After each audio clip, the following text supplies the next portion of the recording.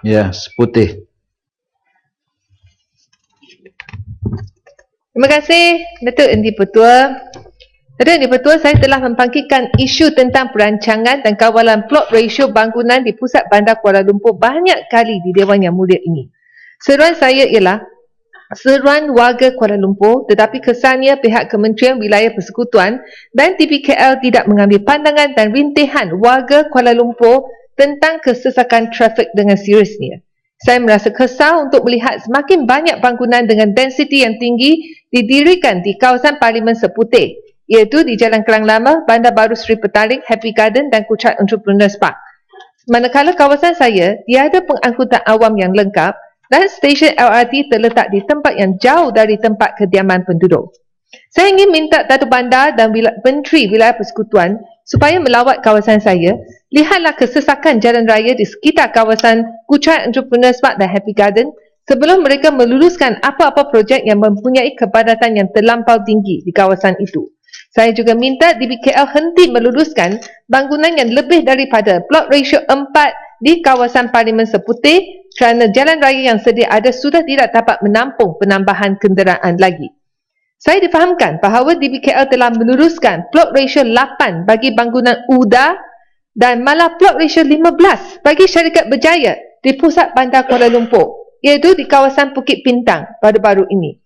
Inilah keputusan yang paling tidak masuk akal bagi kebanyakan penduduk di Kuala Lumpur. Memandangkan semakin banyak bangunan yang mempunyai densiti tinggi telah diluluskan di sekitar Kuchart Entrepreneurs Park, saya ingin cadangkan supaya DBKL membuat satu terowong bawah tanah di simpang trafik di antara Jalan Kuchai Lama dan Lebuh Raya Best Raya.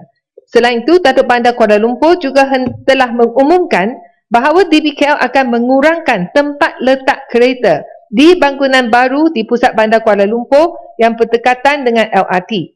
Ini juga merupakan keputusan DBKL yang memang tidak masuk akal kerana banyak kawasan di Kuala Lumpur dan di Selangor tidak disambung dengan LRT.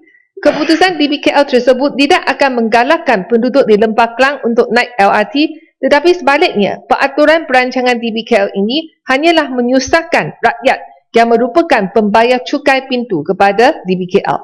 Saya ingin menggesa DBKL dan Kementerian Wilayah Persekutuan untuk mengkaji semula keputusan mengurangkan tempat letak kereta tersebut, tetapi mereka haruslah lebih mesra dan simpati terhadap kesusahan dan kepahitan rakyat. Datuk Yang Dipertua, saya mengeluarkan satu klip video satira politik yang bertemakan Wonderful Malaysia dengan tujuan membangkitkan isu-isu yang dihadapi oleh rakyat dan rintihan rakyat dalam bentuk lakonan dalam klip video.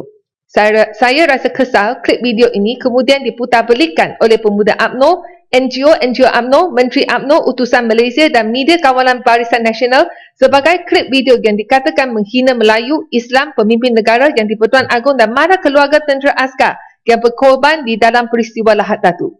Selepas UMNO memulakan serangan pemutarpelitan, NC dan gerakan kemudian juga mengikut jejak langkah perbuatan UMNO.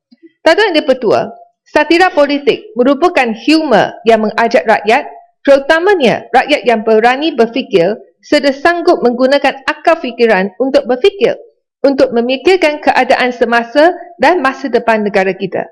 Malangnya, kenyataan-kenyataan dibuat oleh pemimpin dan kuncu-kuncu UMNO yang memutarpelikan isi kandungan klip video tahun baru Cina Wonderful Malaysia yang berbentuk satira politik ini menunjukkan kebangkrapan idea dan modal politik UMNO BN sehingga satu klip video yang berunsur jenaka dan membayangkan isu semasa juga boleh dijadikan sebagai isu-isu yang mencetuskan masalah perkauman.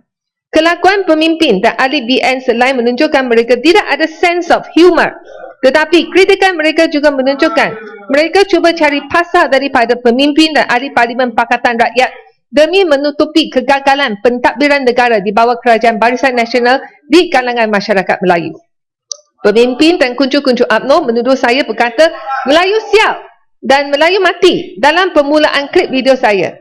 Sebenarnya saya langsung tidak pernah sebut apa-apa tentang Melayu dalam klip video saya.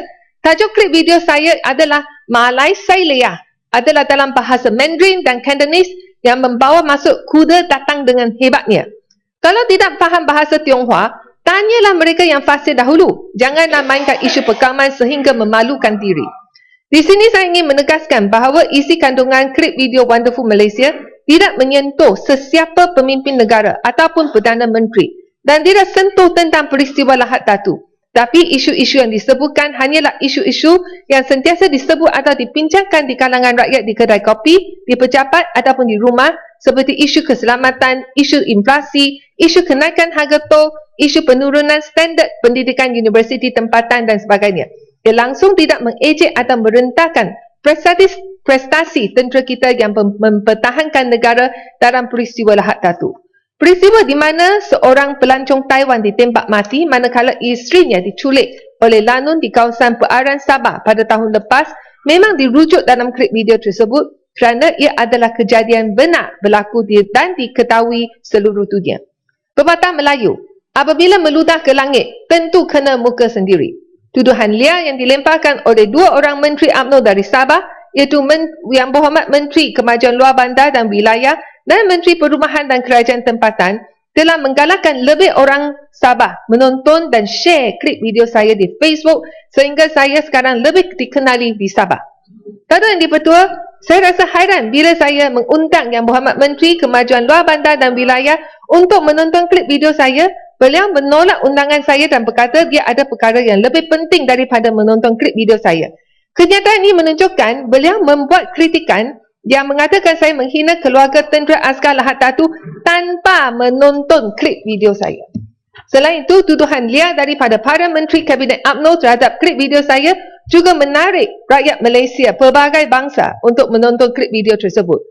Ramai mula mengutuk cara UMNO Barisan Nasional yang memutarbalikan isu klip video selepas mereka menonton. Hit ataupun tontonan klip video Wonderful Malaysia yang saya letak di bawah nama DAP Seputih dalam YouTube hanyalah 30,000 pada hari ketiga tahun baru Cina sahaja. Tetapi ia telah mencecah 666,168 setakat pukul 1 petang pada hari ini. Angka ini tidak termasuk individu yang salin ataupun share klip video saya dalam Facebook dan telefon bimbit di Malaysia. Terima kasih atas promosi Barisan Nasional. Tuan Yang di-Pertua, saya juga merasa kesal atas respons Yang Berhormat Menteri Dalam Negeri pada 8 Februari 2014 terhadap ukutan NGO Islam yang menawarkan hadiah RM1,200 bagi orang yang berjaya menampar saya. Beliau dilaporkan berkata bahawa tawaran tampar saya tidak perlu disiasat oleh polis kerana ia bukannya ancaman. Mengikut laporan The Malaysian Insider, beliau dilaporkan berkata, mengapa kita perlu siasat itu? Menampar bukan ancaman. Jika mereka kata bunuh, barulah boleh dikatakan ancaman. Kenyataan ini adalah amat tidak bertanggungjawab dan tidak setimpa bagi seorang Menteri Kabinet yang menguruskan hak ehwal dalam negeri. Beliau seolah-olah tidak tahu tentang undang-undang jenayah di Malaysia.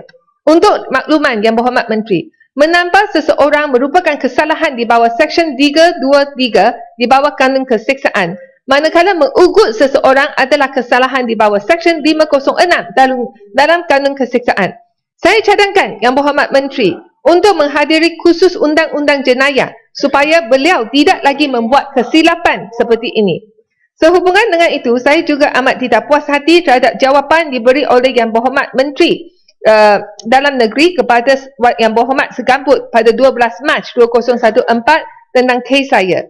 Jawapan itu berbunyi, kes oleh beberapa NGO Islam yang tidak puas hati dengan video klip yang menghina dan memperlekehkan Perdana Menteri yang dibuat oleh Teresa Kok dan beberapa individu lain, kertas siasatan telah lengkap dan dikemukakan kepada pejabat Peguam Negara pada 21 Februari 2014 untuk mendapatkan nasihat dan ulasan selanjutnya. Jawapan Yang Berhormat Menteri ini adalah tidak betul dan tidak benar kerana tiada sesiapa pelakon dalam klip video Wonderful Malaysia ini memainkan watak Perdana Menteri. Saya sudah tulis surat kepada Yang Berhormat Menteri Dalam Negeri tentang kesilapan jawapannya kepada Yang Berhormat Segambut. Sekiranya beliau tidak betulkan kesilapan ini sebelum 19 Mac 2014, saya tidak teragak-agak untuk merujuk beliau kepada jawatan kuasa hak dan kebebasan. Sekian, terima kasih. Lia Gangal.